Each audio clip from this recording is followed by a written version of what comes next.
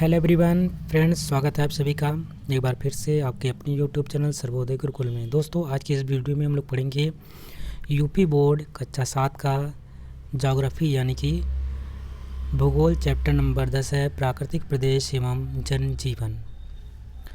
अभ्यास प्रश्न का पहला प्रश्न देखेंगे। प्रश्न नंबर 1 है, निम्नलिखित प्रश्नों के उत्तर संक्षेप में दीजिए। प्रश्न नंबर का में पूछा जा रहा है कि मरुस्थलीय प्रदेश की जलवायु कैसी होती है। जो हमारा मरुस्थलीय क्षेत्र होता है, डेजर्ट एरिया होती है, कि वहाँ की जलवायु के बारे में पूछ रहा था। वहाँ पे जलवायु किस प्रकार की होती है उसके बारे में आपको लिखना है। उत्तर में लिखेंगे मरुस्थलीय प्रदेश की जलवायु शुष्क है। तो जाहिर सी बात है, वहाँ पे जहाँ पे वर्षा नहीं होगा तो शुष्क ही रहेगा। यहाँ वर्षा बहुत कम होती है। जब वर्षा होती है तब वर्षा के साथ तेज़ हवाएँ एवं तूफान आते हैं। इस क्षेत्र के दिन व रात के तापमान में अधिक अंतर रहता है। दिन धूप वाले तथा गर्म होते हैं जबकि रातें बहुत ठंडी होती हैं। तो इस प्रकार की वहाँ पे जलवायु देखने की मिलती है।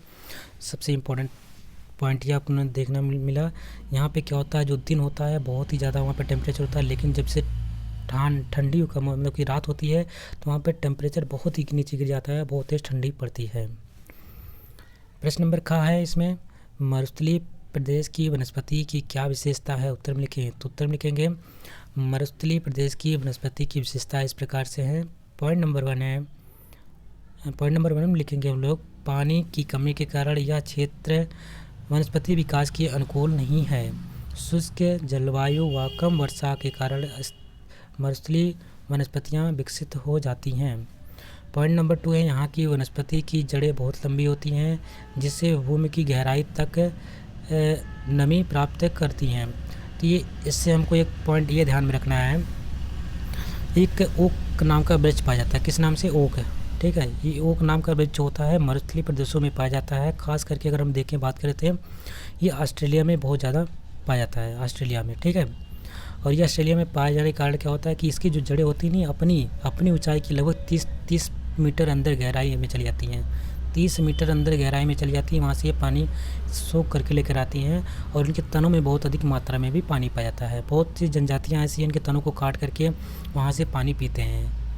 तो ये हमारे कहाँ पाए जाते हैं, जो मरुस्थलीय क्षेत्र हैं। अगर ज़्यादातर मतलब कि मुख्य रूप से कहाँ पाए जाएंगे, तो मुख्य रूप से आपको बताना है ऑस्ट्रेलिया में पाया जाता है।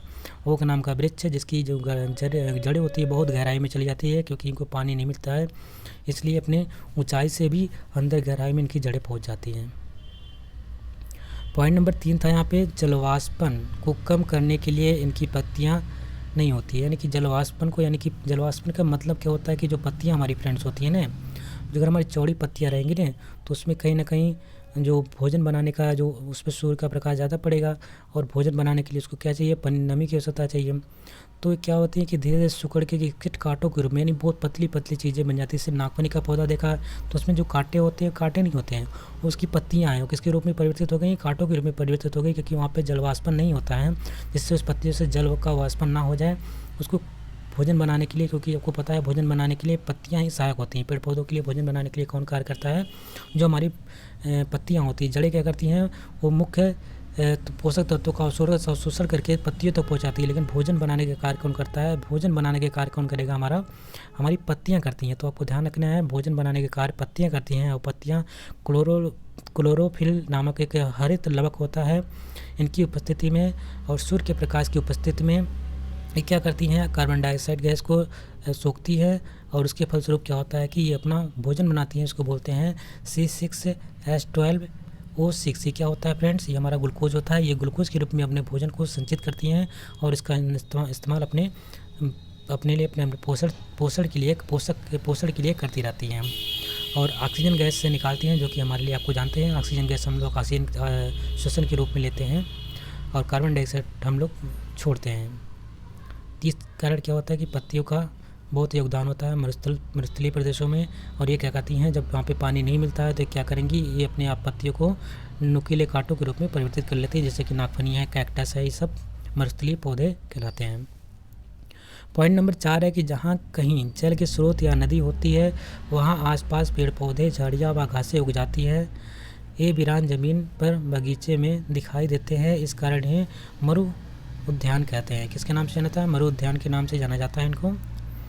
प्रश्न नंबर नेक्स्ट है, प्रश्न नंबर ग में पूछा जा रहा है कि मरुस्थलीय प्रदेश के प्राकृतिक वातावरण को मानव जीवन पर क्या प्रभाव है।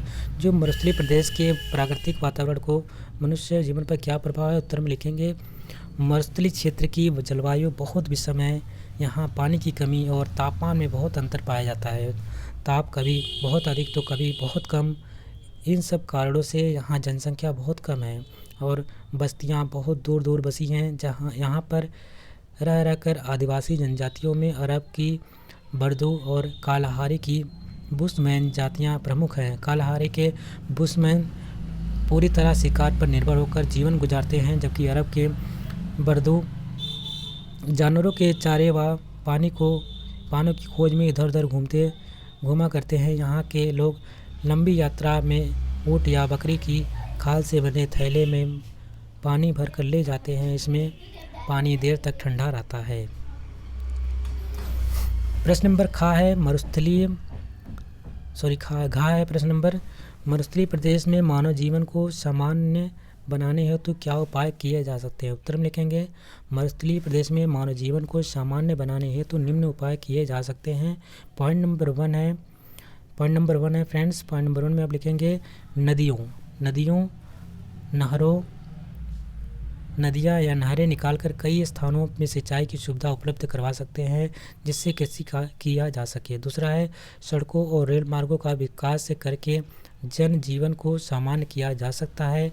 पॉइंट नंबर 3 है खनन और उद्योग धंधे लगाकर भी जन जीवन सामान्य बनाया जा सकता है।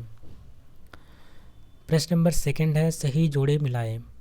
इसमें दे रखा है कि सहारा जो कि मरुस्थल है आपका, सहारा का मरुस्थल किसके साथ मिलाना है।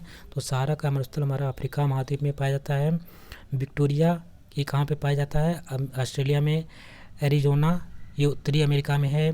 थार का मरुस्थल एशिया में पाया जाता है। आटाकामा मरुस्थल दक्षिण अमेरिका में है।